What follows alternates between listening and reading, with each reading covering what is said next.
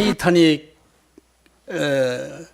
영화를 보신 기억이 있으십니까? 저는 아주 오래전에 그 타이타닉이라는 영화를 보고 너무너무 감동했었던 기억이 나는데, 이 타이타닉호는 1912년도에 건조된 지금부터 100년이 좀 넘는 107년 전에 건조된 당시 최고의 호화역 객선이었습니다. 총 톤수가 46,000톤, 길이가 269m, 270m 하면은 엄청 긴 것이죠. 그 넓이가 28m. 이 세월호의 톤수로 봤을 때 한 3배 정도 되는 톤수입니다. 당시 그 최고의 기술로 설계되고 이중 철강으로 되어 있고 구간별로 차단막이 있어가지고 이중 벽으로 해서 그 사이에 공간이 있어요. 그리고 또 중간중간 차단이 돼가지고 부분적으로 어디 충돌을 해서 배가 깨져도 그 부분만 물이 들어가고 차단되게 이렇게 만들었어요. 그래서 웬만한 충돌 사고가 난다 하더라도 침몰되지 않도록 아주 안전하게 설계된 배였습니다. 그래서 이 배의 별명이 당시에 그렇게 별명을 붙였대요. 하나님도 침몰할 수 없는 배. 하나님도 침몰할 수 없는 배. 이렇게 별명을 붙였다고 합니다. 그런데 이 배가 처음 만들어서 첫 출항에 침몰되고 말았죠. 런던에서 뉴욕으로 가는 배 2,200명이 탔었는데 큰 빙산에 부딪혀가지고 선장도 자만했어요. 이건 뭐 빙산, 웬만한 빙산 부딪혀도 빙산이 깨지면 깨졌지 이 배는 안 깨진다 이렇게 생각하고 자만을 했었죠. 빙산에 깨져서 침몰하고 말아요. 5시간 만에, 5일 만에 깨지고 말았습니다. 2,200명이 탔다가 1,500명이 죽었어요. 이 하나님도 침몰할 수 없는 배라는 그 말은 자체가 얼마나 교만한 인간의 모습을 보여주고 있는지 모릅니다. 이것이 바로 하나님과 맞먹겠다는 그 의미예요. 이제 이 정도 되면 하나님도 우리를 어떻게 할 수 없다라는 자만, 이것이 인간의 죄인 것입니다. 인간이 아무리 능력이 있고 위대한 발명을 하고 발견을 하고 했다 하더라도 이 세상 돌아가지는 모든 상황은 다 하나님의 뜻 안에서, 하나님의 계획 안에서, 능력 안에서 움직여지고 있는 것이지요. 그러니까 뭔가 좀 위대한 발명을 했다, 그것도 하나님이 발명하게 해주셔서 하는 것이지요. 아무리 과학이 발달하고 별나라에 우주선이 왔다 갔다 하고 착륙하고 한다 하더라도 그 인류 문화의 발달 그 자체가 하나님의 그 섭리 안에서 발달이 되고 발견이 되고 발명이 되고 이렇게 되는 것이죠. 그런데 조금 뭔가 새로운 걸 발명을 하면 인간이 하나님이 되려고 그래. 야, 이 정도 되면 하나님도 어쩔 수 없다. 우리 인간이 에덴 동산에서 쫓겨나고 고생하면서 살게 된 원인이 무엇이요? 인간이 하나님처럼 되려고 하다가 그렇게 된 것입니다. 그 뒤로 아담의 자손들, 계속해서 가인의 후손들을 비롯해서 셋의 후손들까지도 하나님을 떠나서 내 힘으로 살겠다, 이렇게 자만을 하다가 대홍수 심판에서 다 죽고 노아의 가족 8명만 살아남게 되었는데, 그러면 노아의 가족 8명이 살아남았으면 이 사람들은 성인 군자들인가? 아니야. 이 사람들도 또 결국 노아의 자식 때부터 벌써 죄를 짓기 시작하면서 그 후손들에 가니까 하나님이 없다라고 그러고 내가 하나님이 되려고 하고 자기 힘을 과시하면서 자기 힘을 키워나가고 남을 정복하려고 하는 그런 욕심이 생긴 거예요. 이것이 우리 인간의 어쩔 수 없는 죄성이다, 이렇게 생각을 할 수가 있습니다. 인류 최초의 인간들이 하나님 앞에 죄를 범한 것은 결국 한마디로 말해서 내가 하나님이 되겠다, 이런 생각입니다. 이게 죄예요. 내가 하나님, 내가 삶의 주인이다, 내 인생 내가 알아서 하는 것이다. 이것이 바로 하나님 앞에 기본적인 죄가 되는 거예요.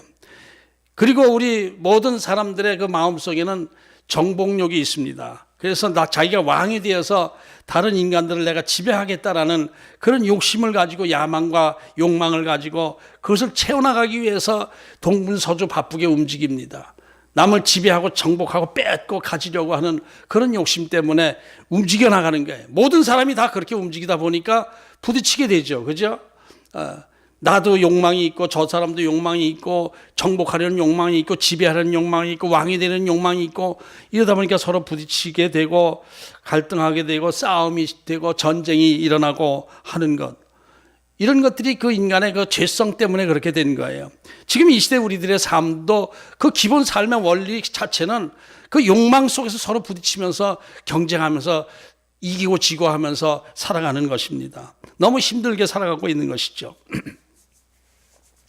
오늘 본문 말씀은 우리가 너무나 잘 아는 유명한 바벨탑 사건 이야기입니다. 11장 오늘 본문 1절을 보면 이렇게 말씀하고 계시죠. 온 나라의 언어가 하나요, 말이 하나였다. 당연히 처음에는 노아의 가족 8식구가 새로운 삶을 살고 새로운 인류가 시작되었기 때문에 당연히 이 언어가 한 언어였을 것입니다. 그런데 차츰차츰 시간이 흐르면서 인구가 늘어나고 퍼져나가면서 다른 곳으로 삶의 터전을 옮겨가게 되었을 것입니다. 11장 2절을 보면은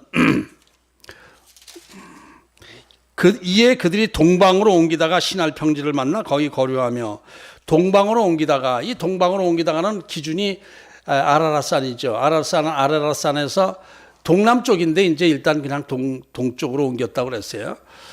그래서 그 인류 학자들도 얘기는 인류가 이렇게 동방으로 동쪽으로 이렇게 옮기게 된 것은 해 뜨는 곳을 향해서, 저 해 뜨는데 저쪽으로 가면은 날마다 해 안에서 살 수 있는 거 아니냐 해서 동쪽으로 가고 이렇게 돼서 그렇게 됐다고 그러는데, 이제 그 아라랏산에서 처음에는 농사를 짓고 살다가 차츰 자식을 낳고 손자를 낳고 이렇게 하면서 퍼져나가면서 동쪽으로 옮긴 거예요. 근데 이것은 이제 티그리스 강 자체가 그 강의 원류가 이 아라랏산 거기서 눈 녹은 내린 물이 이렇게 흘러내리는 것이니까 거기서 강 하류 쪽으로 오다가 보니까 신할 땅이라는 큰 평야 지대를 만나게 된 거예요. 그러니까 평야 지대를 만나서, 이것은 티그리스 강과 유프라데스 강 그 사이에, 그걸 메소포타미아 지역이라고 하는데, 그것이 이제 티그리스 강, 유프라데스 강 내려오면 페르시아만으로 흘러내려오지 않습니까? 거기가 지금 이락 땅입니다. 지금 이락 땅인데, 그 신할 평지라고 했는데 바벨론 평지입니다. 바벨론 평지, 거기까지 오게 되었어요. 근데 그 강과 강 사이에 평평한 비옥한 땅이니까 얼마나 살기 좋았겠습니까? 지금도 그 이락 지역에 이렇게 조대훈 강도사님이 거기서 이제 일을 하다가 왔는데, 땅이 얼마나 비옥한지 5m, 10m를 봐도 시커먼 흙이 나온다는 거예요. 그만큼 비옥한 땅이에요. 거기 얼마나 살기, 수풀이 무성하고 비옥하고 짐승 기르기도 좋고 농사 짓기도 좋고 평평한 땅이고 얼마나 살기가 좋겠습니까? 그래서 그 좋은 자리를 차지하고 이제 노아의 후손 일부가 신할 평지에 자리를 잡고 살기 시작했는데, 그 좋은 자리를 남에게 빼앗기지 않으려고 성읍을 짓고 도시를 형성하고 탑을 쌓고 이렇게 된 것이 바벨탑을 쌓게 된 사건의 발단이 된 것입니다. 이 신할 평지에 자리를 잡게 된 사람이 누구인가? 제가 10장 전체를 지금 생략하고 11장으로 넘어왔는데, 10장 전체는 노아의 후손들이 셈과 함과 야벳이 어떻게 퍼져나간 것을 쭉 기록한 내용인데, 이것을 전문적으로 우리가 다 분석하기에는 주일 예배에 합당치 않은 것 같아서 개략적으로만 얘기하기 위해서 하려고 하는 마음으로 11장 바벨탑 사건을 넘어왔는데 연결이 됩니다. 그 내용이 신할 평지에 자리 잡고 그 도시를 형성하고 성을 쌓고 강대한 힘을 가진 사람이 누군가 하면은 10장 6절부터 10절 사이에 그 내용이 나옵니다. 10장 6절부터 10절 사이를 제가 다시 한번 봉독합니다. 함의 아들은 구스와 미스라임과 붓과 가나안이요, 구스의 아들은 스바와 하윌라와 삽다와 라마와 삽도가요, 라마의 아들은 스바와 구단이며, 구스가 또 니므롯을 낳았으니 그는 세상의 첫 용사라. 그가 여호와 앞에서 용감한 사냥꾼이 되었으므로 속담에 이르기를 아문은 여호와 앞에 니므롯같이 용감한 사냥꾼이로다 하더라. 그의 나라는 시날 땅에 바벨과 에렉과 아갓과 갈레에 시작되었으며, 그러니까 이 니므롯이라는 사람은 함의 손자입니다. 함의 손자, 함의 아들이 구스이고 구스의 아들이 니므롯인데, 그러니까 함족의 손자입니다. 이 사람이 굉장히 용감한 사냥꾼이고 이 사람이 시날 땅에서 자리 잡았다, 이렇게 지금 말씀하고 있잖아요. 그러니까 시날 평지에 자리를 잡고 도시를 형성하고 성읍을 쌓고 강한 제국을 만든 것이 바로 니므롯입니다. 근데 여기서 오늘 8절 9절 10장 8절 9절에서 보면은 니므롯에 대해서 용감한 사냥꾼이다, 이렇게 얘기를 했어요. 뭐 좀 나쁘게 설명한 것 같지 않은데 원어적으로 보면 상당히 좋지 않게 평한 거예요. 세상의 첫 용사라고 번역한 것은 기뽀르라는 단어인데 강력한 폭군을 얘기합니다. 아주 강한 폭군을 얘기해요.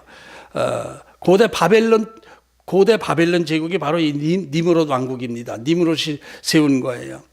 또 19절에 보면 여호와 앞에서 용감한 사냥꾼, 여호와 앞에서 용감한 사냥꾼을 번역한 것도 여호와를 대적한 난폭한 사냥꾼, 이렇게 번역하는 게 오히려 더 원문에 가깝습니다. 여호와를 대적한 난폭한 사냥꾼. 그러니까 이 사냥꾼은 짐승만 사냥한 것이 아니라 사람을 사냥한 사냥꾼을 빗대어서 이렇게 표현한 거예요. 그러면서 그의 나라는 시날 땅과 바벨, 이렇게 나오면서 그의 나라가 나오죠. 벌써 나라가 나온, 나라를 형성한 거예요. 고대 바벨론 제국입니다. 바벨론은 이제 고대 바벨론과 후기 바벨론이 있죠. 고대 바벨론은 이때 벌써 바벨론 왕국이 세워진 거예요. 아브라함 시대 이전에 바벨론이 이 세계를 지배하고 있었어요. 그러다가 이제 퍼져나가면서 약화되었어요, 바벨론이. 오늘 바벨탑과 다 연결이 되는 내용입니다. 힘이 약화되고 아수르한테 지배당하고 그러다가 이스라엘, 유다가 멸망할 때, 그때는 이제 벌써 한 2000년 후에 지난 후에 잠깐 한 7, 80년 반짝하다가 다시 페르시아한테 망했죠. 그죠? 그래서 고대 바벨론과 후기 바벨론이 있어요. 고대 바벨론은 4500년 전, 5000년 전 그때 이미 바벨론이 제국을 형성화했던 거예요. 그것이 니므롯으로 인한 국가 제국의 형성입니다.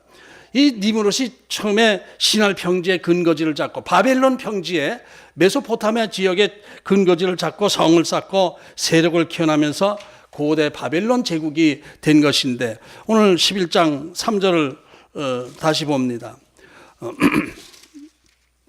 서로 마르되 자 벽돌을 만들어 짓고 벽돌을 만들어 견고히 굽자 하고 이에 벽돌로 돌을 대신하여 역청으로 진흙을 대신하고, 벽돌을 발명한 거예요. 벽돌을 이제 건축 기술이 발달하게 된 것을 얘기합니다. 이 벽돌 발명은 그 인류 문화사에서 굉장히 중요한 획기적인 역할을 합니다.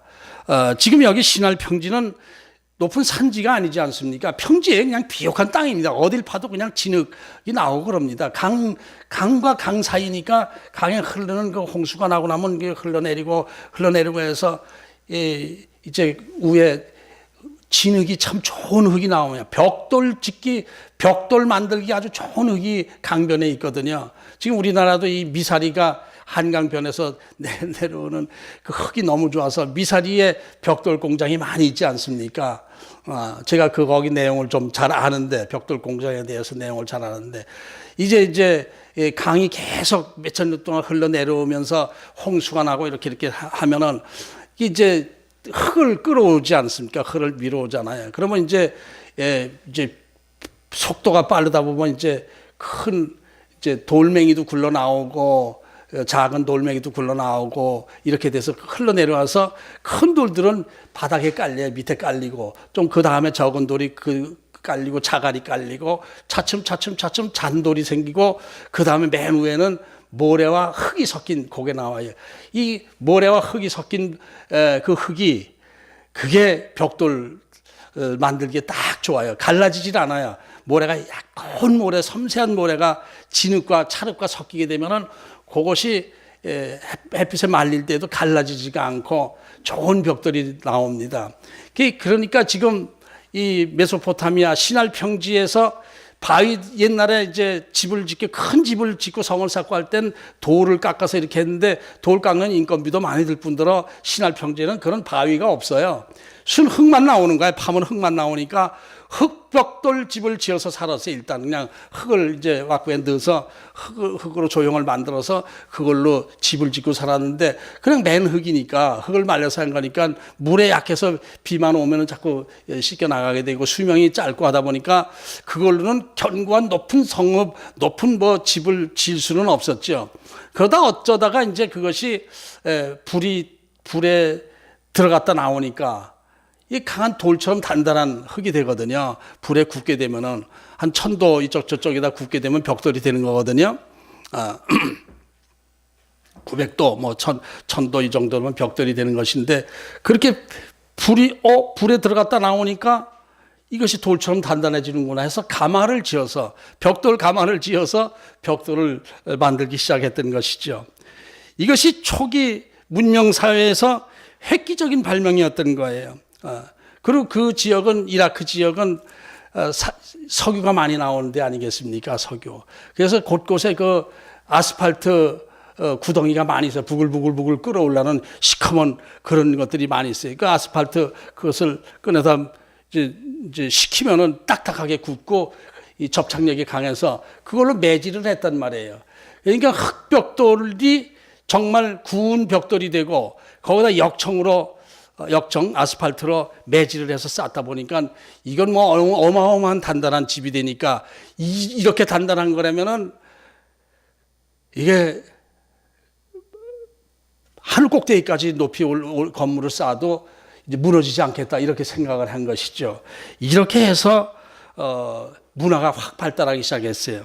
여러분 초기 문명 사회에서 가장 획기적인 발명이 무엇일까를 생각해 본 적이 있습니까? 이 벽돌을 발명한 것도 굉장히 중요한 발명이지만은 그보다 더 중요한 발명이 바퀴라고 해요. 바퀴를 발명한 것이 초기 문명사회에서 굉장히 획기적인 지금 이 시대에 컴퓨터 발명한 거나 비교할 정도로 바퀴 발명이 그렇게 중요하게 생각하는 거예요. 사람은 이 동물들은 다 두 발로, 네 발로 걷잖아요.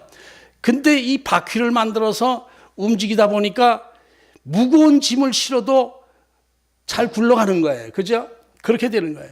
거기다 소를 통해서 그 마차를 만들고 마차를 끌고 하니까 운반 능력이 굉장히 생긴 거예요. 많은 짐을 싣고도 평지를 달릴 수가 있거든요. 거기 산지가 아니라 평지 마차가 또 발달이 되고 그것이 전쟁의 도구가 또 된 것이죠. 병거. 바퀴 달린 병거를 만들어서 전쟁할 때 그걸 쓰니까 보병들 와 이렇게 하는 것보다 이 병거를 만들어 병거를 타고 말이 끌면 말을 때리면 2배, 3배 속도가 빠르니까 이 전쟁 능력이 굉장히 생긴 거예요. 획기적인 발명이다. 바퀴가 획기적인 발명이다. 이렇게들 초기 문명에서 굉장한 발명이 바퀴와 벽돌이다. 이렇게 되는 거예요. 견고한 성읍을 쌓고 또 강한 이 바퀴를 만들어서 운반 능력이 있고 이렇게 된 것이 문명이 굉장히 초기 문명에서 급속도로 발달하게 된 기원이 된다 이렇게들 생각을 하고 있습니다. 11장 4절을 봅니다. 또 말하되 자 성읍과 탑을 건설하여 그 탑 꼭대기를 하늘에 닿게 하여 우리 이름을 내고 온 지면에 흩어짐을 면하자 하였더니 자 이것이 바벨탑의 문제입니다. 바벨탑 지은 것이 왜 잘못인가 하는 것을 여기서 설명하고 있는 거예요. 성을 쌓고 탑을 건설했다고 하는데 자 인구가 늘어나면서 외부 적으로부터 자기들을 지키기 위해서 성을 만들고 탑을 세우는 게 뭐가 그렇게 잘못인가라는 생각을 우리가 할 수 있지 않습니까? 이전에 가인 문화에서도 성을 쌓고 도시 문화가 형성되고 그랬어요. 그러니까 사람이 집단이 모여 살다 보면은 외부 적으로부터 우리를 지키기 위해서 성을 쌓고 울타리를 쌓고 하는 거 당연한 거 아닌가 이런 생각을 할 수도 있습니다. 그리고 또 높은 탑을 세우고 하는 것은 어떤 그 문화가 발달하다 보면 그런 것들이 자연히 생길 수 있는 것인데 이것이 왜 그렇게 문제가 되는가라는 생각을 해보면 오늘 이 11장 4절에 그것을 자세히 설명하고 있는 거예요. 첫째로 탑 꼭대기를 하늘에 닿게 한다. 두 번째, 우리 이름을 낸다. 세 번째, 온 지면에 흩어짐을 면하자. 이것이 하나님의 뜻에서 보면은 이것이 다 하나님의 뜻에 맞지 않는 잘못된 생각들이었다라는 것이죠. 이 세 가지를 한번 생각해 봅니다. 탑 꼭대기를 하늘에 닿게 하여. 탑 꼭대기를 하늘에 닿게 하는 것은 이것은 뭐예요? 하나님과 맞먹으려고 하는 게 하나님. 옛날에 홍수로 인해서 피해를 당했잖아요. 물에 빠져 다 죽었잖아요. 이제 이 탑을 하늘 꼭대기까지 하게 되면 암만 비가 많이 온다 하더라도 우린 죽지 않을 수 있다. 하나님과 맞먹을 수 있다. 이런 것이죠. 지금도 이라크 지역에 가면은 지구라시라고 하는 그 높은 피라미드 같은 탑들이 많이 있습니다. 지금 유적이 있고 그 흔적도 있고 어마어마한 크기로 있어요. 이 사방 둘레가 한 면이 200m, 200m, 200m 되는 그런 것이 높게 해서 학자들이 추측하기에는 높이가 300m 정도까지 올라갔을 것이다. 이렇게 볼 정도로. 그건 지구라시라는 그 탑이 많이 있어요.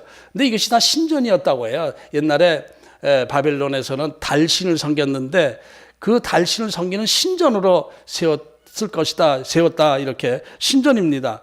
그러니까 이것이 벌써 우상 제단이라고도 볼 수가 있는 것이죠. 그러니까 이것이 하나님 앞에 좋게 보일 리가 없었던 것이죠. 하나님께 맞먹겠다는 것이죠. 하늘 높이까지 지어서 하나님 계신 곳까지 우리가 올라가자, 맞먹자 이렇게 되는 거예요. 그러니까 이 자체가 하나님과 맞먹으려는 교만한 행동이었고 하나님 앞에 좋게 보이지 않은 모습이다라는 것을 쉽게 알 수가 있습니다. 또 두 번째로 우리 이름을 내고 자기 종족의 이름을 높이자는 말입니다. 우리 이름을 내자 좀. 우리 이름을 내자. 사람들이 자기 이름을 내기 위해서 얼마나 애를 씁니까? 산에 등산을 가다 보면 바위 곳곳에 자기 이름을 썼어. 아무개, 박순근 다녀왔다 이렇게. 어떤 사람은 거기서 또 돌 쪼개가지고 아주 깊이 파서 하고 그랬어요. 북한의 금강산에 아주 엉망진창을 만들어 놨잖아요. 김일성 찬양하는 걸로. 이게 자기 이름을 내는 거예요. 자기 이름을 내는 거. 하나님보다 자기 이름을 더 높이기 위한 목적이 있는 거예요. 하나님께서 우리 인간을 창조하실 땐 하나님을 섬기고 하나님을 경배하고 찬양하게 하기 위해서 이 땅을 물질 세계를 다스리기 위해서 우리 인간을 보낸 것인데 자기 이름을 내고 모든 것이 자기가 주인이 되고 자기가 왕이 되고 자기 이름을 내려고 그렇게 하는 거예요. 그러면서 뭔가 남보다 좋은 것을 하려고 애를 쓰는 거예요. 그게 이제 자기 이름을 높이기 위한 목적으로 자꾸 높이 탑을 짓는 거예요. 지금도 각 세계 나라마다 초고층 빌딩을 짓고 있지 않습니까? 그 아랍에미리트 두바이에 160층짜리 높이가 830m, 어마어마한 높이죠. 830m라면은 지금 저 도봉산, 북한산보다도 더 높은 높이입니다. 그렇게 높을 지었어요. 우리나라 삼성물산에서 우리나라에서 지었죠. 근데 이름이 부르즈 할리파라는 이름인데 부르즈라는 것이 탑이에요. 할리파는 대통령 이름이고 대통령의 탑, 이렇게 할리파의 탑 이렇게 이름을 지었어요. 그 대통령 자기 이름을 높이기 위해서 이렇게 된 거예요. 높이 탑을 쌓는 게 뭔가 좀 더 남보다 높아지려고 하는. 우리나라 롯데 건물도 세계에서 4위인가 이렇게 된다고 하는데 높이 짓고 이게 바벨탑 짓는 거나 마찬가지죠. 자기 이름을 높이기 위해서. 여러분 애국심이라는 말이 있죠. 애국심이라는 말은 참 훌륭한 말이죠. 애국심이 있어야죠. 애국심. 자기 나라를 사랑하는 마음입니다. 그런데 이 말이 사실은 가만히 생각하게 되면 이것이 배타적인 의미가 있고 자기를 높이기 위한 의미가 있는 거예요. 역사적으로 이 지배자들은 자기 이기심, 자기의 욕망을 채우기 위해서 백성들에게 애국심이라는 어떤 그런 말을 강조하면서 전쟁을 일으켜 자기 야망을 채웠던 거예요. 애국심이 나쁜 것은 아니지만 이것이 그 지배자의 욕망 안에 이렇게 말려들게 되면은 이 애국심은 전쟁을 일으키게 되고 배타적이게 되고 탐욕적이게 되고 적개심을 불러일으키고 이렇게 되는 거예요. 그러니까 전쟁은 다 그 바탕에는 애국심이 깔려 있는 거예요. 애국심. 나라를 사랑하는 마음으로 전쟁을 하는 것. 이것이 참 각 나라별로 생각하면은 좋은 일이지만은 상대편 나라로 보게 되면은 이것은 문제가 있는 것이죠. 그죠? 애국심. 그래서 그 애국심을 강조하면서 우리가 우리 이름을 세상에 자랑하자라고 하면서 바벨탑을 짓게 된 것입니다. 백성들이 그 어마어마한 탑을 짓는 것 지금도 그런 공사 규모로 한다면은 굉장한 예산과 인력이 투자돼야 되는 거예요. 그 당시에 백성들이 그 탑을 짓기 위해서 얼마나 힘들었겠습니까? 그러니까 그것들을 짓기 위해서 또 정복해서 노예를 붙잡아다가 그것을 짓고 노예를 붙잡아다 짓고 이렇게 된 것이 바로 바벨탑에 세워진 과정이죠. 하나님의 형상대로 지음받은 인간들이 종족을 구분하고 나누고 나라를 나누고 하면서 애국심이라는 명분으로 전쟁을 하면서 서로 죽이고 하는 것, 애국심이 자기가 속해 있는 어떤 집단을 사랑하는 것, 가족을 사랑하고 하는 것, 뭐 이런 것에서 기초가 된다고 하지만은 이것이 배타적이 되고 적개심을 가질 때 자기의 그 야망 충족하는데 방해가 될 때는 부셔버려야 되니까 이것이 문제가 되는 거예요. 이 허황된 인간의 욕망이 바로 자기 이름을 자꾸 높이려고 하는 그런 마음인 것입니다. 세 번째, 온 지면의 흩어짐을 면하자. 온 지면에 흩어짐을 면하자. 흩어지지 말고 우리끼리 뭉쳐서 우리끼리 잘 지배하면서 세상을 지배하면서 잘 살자. 이것을 강조한 것이란 말이에요. 우리 6.25 전쟁 때 이승만 대통령이 유명한 말씀을 했죠. 뭉치면 살고 헤어지면 죽는다. 뭉치면 살고 헤어지면 우리가 뭉쳐야 우리가 삽니다. 그죠? 우리 교회가 뭉쳐야 부흥하고 삽니다. 그런데 이것이 이승만 대통령 우리 북한에게 망하지 않으려고 그렇게 얘기했지만은 당시 바벨론 니므롯 왕조는 대적자가 없을 정도로 아주 강했고 계속해서 지경을 넓혀 나가면서 세상을 정복하고 있을 때였거든요. 또 지나간 10장 10절부터 12절을 봅니다. 10절부터 12절. 그의 나라는 시날 땅의 바벨과 에렉과 아갓과 갈렛에 시작되었으며 바벨과 엘렉과 아갓, 이것은 바벨론 지역입니다. 이락 지역입니다. 그가 그 땅에서 아수르로 나아가, 아수르는 터키 지역으로 올라가는 거예요. 나아가 니누웨와 르호보딜과 갈라와, 니누웨 다 이런 것들이 시리아, 터키 쪽, 북서쪽으로 올라가서 정복해 들어간 거예요. 아수르는 원래 이 종족별로 보면은 셈족의 지역인데 그게 다 그냥 함족들이 다 자리 차지하고 정복하고 이랬던 거예요. 그래서 니누웨 갈라사의 레센을 건설하였으니 큰 성읍이라. 막 퍼져나가면서 성읍을 짓고 뭉치고 이렇게 됐던 것이죠. 백성들의 애국심을 부추기면서 우리끼리 잘 살고 우리끼리 호화롭게 살자 이렇게 하면서 이렇게 정복해 나갔던 것, 이것이 하나님 보시기에는 이건 아니다라고 보신 것이죠. 님으로서의 이런 욕망을 보시고 이대로 방치했다가는 무슨 짓을 할지 모르겠다 이렇게 해서 님으로서의 야망을 꺾어 놓으신 것이 바벨탑 사건입니다. 11장 5절 이후에 보면은 이제 11장 오늘 본문 5절에 보면 하나님이 이렇게 말씀하시는 내용들이 나오는데 이것은 하나님을 우리 인간화 시켜서 표현한 것입니다. 하나님이 뭐 이렇게 해서 내려오시고 뭐 영이신 하나님이 걸어 내려오시고 날라 내려오시고 이런 것이 아니라 인간처럼 표현해서 말씀하신 게 신인 동형론적 표현이다 이렇게 우리가 말하죠.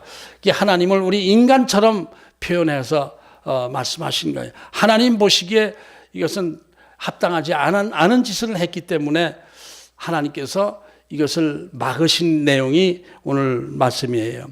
이 한 언어 가지고 한 족속을 이루면서 계속 힘을 확장해 나가려고 할 때 하나님께서 인간의 언어가 하나 되다 보니까 서로 이렇게 해서 이렇게 퍼져야 되는데 세상으로 퍼져나서 땅에 충만하게 퍼져야 되는데 그렇지 않고 자꾸 똘똘 뭉치는 그런 것이 나오냐면 퍼뜨리기 위해서 하나님께서 언어를 분리시키신 거예요. 집단 이기주의가 아주 극에 달해서 세계를 다 하나로 통일시켜서 제국을 만들려고 하는 그것을 막으신 것이 바벨탑 사건이에요. 이 부분을 바벨탑에서 언어를 혼잡시켰다라는 부분을 제가 많이 이렇게 묵상을 해봤어요. 이 언어적으로 가만히 보고 했는데 이 부분은 상징적인 표현으로 보는 게 맞다라는 생각이 듭니다.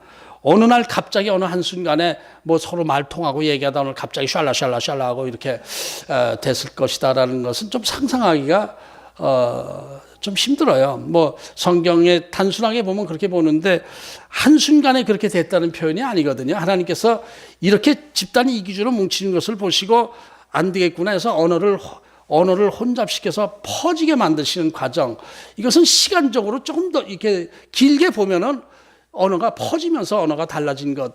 이렇게 생각하는 게 더 맞을 것 같아요. 상징적인 표현이지 이것이. 하나님께서 인류를 세계 곳곳으로 퍼뜨리게 하기 위해서 언어를 바꿔주신 것이다. 이렇게 보는 것이 글쎄 제가 너무 이성적으로 생각하는지 몰라도 그렇게 하는 것이 합당한 것 같아요. 쭉 이렇게 다시 봐도 그래요. 7절에 자 우리가 내려가서 거기서 그들의 언어를 혼잡하게 하여 그들이 서로 알아듣지 못하게 하자 하시고 여호와께서 거기서 그들을 온 지면에 흩으셨으므로 온 지면에 흩어나가게 하신 거예요. 바벨론이 이제 쇠퇴하고 거기서 뭐 예를 들면 노예들이 반란을 일으키고 뭐 이렇게 해서 이 도시 성읍 건설하는 것이 중단되고 흩어져 나가고 이렇게 되면서 약화된 것이 아니냐 이렇게 이제 보는 것이 맞을 것 같아요. 제국적 야망을 하나님께서 흐트러 버리신 것이죠. 그러다 보니까 시간이 흐르면서 퍼져나가면서 언어가 변형되고 하면서 따로따로 더 넓은 지역으로 퍼져나가도록 하신 것이다. 이렇게 보면 되겠습니다.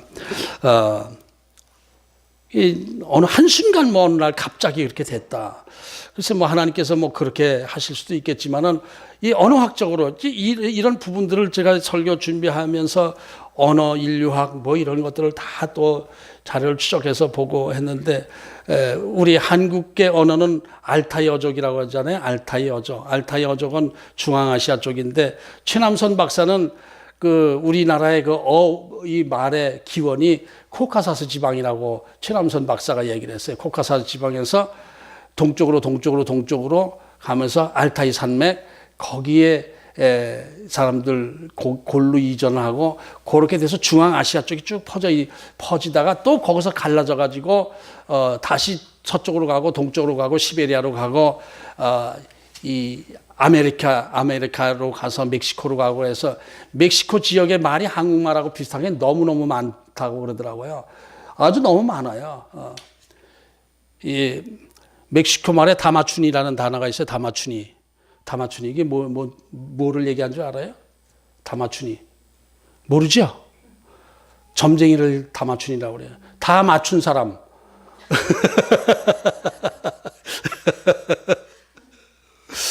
그런 비슷한 용어들이 엄청 많아요. 그러니까 아주 전문으로 연구하는 학자들이 있더라고요. 언어들이 이렇게 퍼져나가면서 바뀌고 이렇게 된 것입니다. 성읍을 견고히 쌓으면서 자기들의 세력을 확장시켜 나가는 그것을 하나님께서 막으셔서 흩어지게 만드는 거예요. 하나님께서 흩어지도록 만드신 게 원래 땅에 풍성하게 충만하라고 한 것. 생육하고 번성해서 땅에 충만하라. 이것을 하나님께서 이루신 거예요. 자꾸 뭉쳐서 이스라엘 성령을 받은 예수님의 제자들이 예루살렘 안에 뭉쳐서 그냥 거기서 자기 교회 부흥하는 거 3,000명, 5,000명 부흥되는 거 거기서 만족하고 있을 때 팍 불덩어리를 떨어뜨렸죠. 탄압을 시작한 것이죠. 그러니까 촉촉촉 퍼져나가기 시작해서 땅끝까지 복음이 전파된 거예요. 인류도 하나님께서 그렇게 만드신 것이죠. 그래서 셈, 함, 야벳 이 세 사람의 후손들이 각각 여러 지역으로 퍼져나간 것을 기록한 것이 10장의 말씀인데 뭐 전문적으로 세밀하게 그것을 하나하나 분석해서 그것이 무슨 우리에게 영적으로 도움이 될까라는 생각을 해서 중요하긴 하지만은 그래서 건너뛰었습니다. 우리가 그러나 개략적으로는 우리가 좀 기억하고 넘어가야 될 것 같아서 개략적으로 얘기하면은 셈, 함, 야벳의 후손들은 그 이동 지역이 선명하게 딱 그냥 셈족들은 여기로 가고 야벳 족속들은 일로 가고 뭐 이렇게만 된 것이 아니고 주로 거기 야벳 족속에 또 셈 족속도 껴 있기도 하고 함 족속에 셈 족속이 껴 있기도 하고 좀 그런데 주로 전체적으로 셈 족속들은 코카사스 지방 거기서 터키 쪽으로 가서 아수르 쪽에 자리를 잡고 동쪽으로 이전해서 아시아 민족이 되었을 것이다 이렇게 봐요. 그 설명이 10장의 내용이 그래. 이렇게 소련 쪽으로 흑해 이쪽 저쪽으로 해서 소련 쪽으로 가고 동쪽으로 옮겨진 모양 지명들이 되게 그렇습니다. 그리고 함족들은 거기서 바벨론으로 갔죠. 코카사스 지역에서 이 바벨론으로 내려갔다가 다시 반달 유프라테스 강 그쪽으로 쭉 거쳐서 남쪽으로 해서 가나안 지역에 자리를 잡고 더 내려가서 애굽에서 자리를 잡고 그래서 함족들은 아프리카 쪽의 기원을 많이 생각하고 있죠. 근데 그 중에 함족들이 함족만 있는 것이 아니고 다른 셈족도 또 부분적으로 들어가 있고 그래요. 이렇게 그리고 전쟁하면서 섞여가면서 막 바뀌어졌죠. 그리고 야베 쪽 속은 터키 지역을 해가지고 코카사스 지역에서 아라산 지역에서 터키 쪽으로 쭉 가다가 지중해 쪽에서 자리를 잡은 거예요. 바다 쪽에서. 이렇게 된 것이 야베 쪽 속. 전체적으로 그렇습니다. 그래서 이것이 인류 최초의 이동 경로라 이렇게 생각하면 되겠습니다. 그러니까 바벨탑 사건은 거기서 사람이 딱 하나님이 바벨탑을 짓는 걸 보고 하나님이 징계해서 다 죽였다, 멸절시켰다, 이런 게 아니잖아요. 그냥 이래서는 안 되겠구나 해가지고 퍼지게 만드신 거예요. 어떤 하나님의 심판이라기보다는 하나님의 뜻 안에서 인류를 퍼지게 만드는 과정이었다, 이렇게 보면 되겠습니다. 인간이 자기 욕망에 사로잡혀서 집단 이기주의에 빠지고 하는 것을 보면서 언어를 분리시키면서 이렇게 좀 이 세상으로 퍼져나가게 만드신 것, 이것이다, 이렇게 우리가 생각하면 되겠습니다. 이 우주 만물은 결론적으로 말씀하면은 그렇습니다. 이 우주 만물은 하나님에 의해서 통치되고 있습니다. 우리가 인류의 문화가 발달하고 하는 것은 다 그것이 하나님의 계획과 뜻 안에서 발명이 되는 거예요. 문화가 발달하고 원자폭탄을 만들고 이 사람이 만든 거지만 이게 하나님이 관여 안 하셨겠습니까? 모든 것이 하나님이 움직이면서 이 인류를 문화의 발달을 과정을 이끌어 가시면서 지금까지 오게 된 것이죠. 그러니까 우리의 모든 삶, 개개인 있는 삶도 하나님의 능력 안에서 하나님의 인도하심 안에서 살아가고 있는 것입니다. 그런데 인간들은 조금 자기가 좀 업적을 이루고 뭔가 좀 새로운 것을 발명하고 하면 우리가 이걸 발명했다. 이제 하나님도 어쩌지 못한다. 이렇게 큰 소리 치고 있어요. 그러나 그 모든 것이 다 하나님이 해 주셔서 그렇게 된 것이죠. 그래서 우리의 삶은 모든 삶을 하나님께 예배하는 데 우리가 초점을 맞춰야 돼요.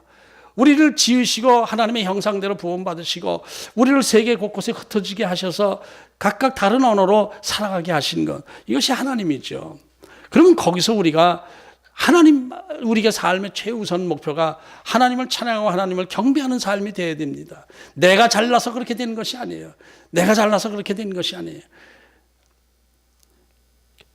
전에 제가 그 대형 교회에서 평신도 생활을 하지 않았습니까? 큰 교회에서 거기서 평신도로서 지도자로서 이렇게 하고 그랬는데, 그때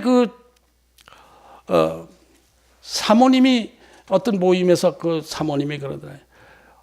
어떻게 돼서 우리가 교회를 이렇게 키워놨는데 이렇게 하면서 그 말썽 부리는 사람을 그러더래요. 어떻게 해서 우리를 키워놨는데, 그때도 내 생각에 자기가 키웠나? 하나님은 크게 해주신 것이지. 그러니까 교회가 대형 교회가 되고 하는 것도 다 바벨탑을 쌓는 마음으로 갖고 있는 거예요. 그게 아니거든요. 다 하나님께서 다 하시는 거예요. 하나님께서 역사하시는 거예요.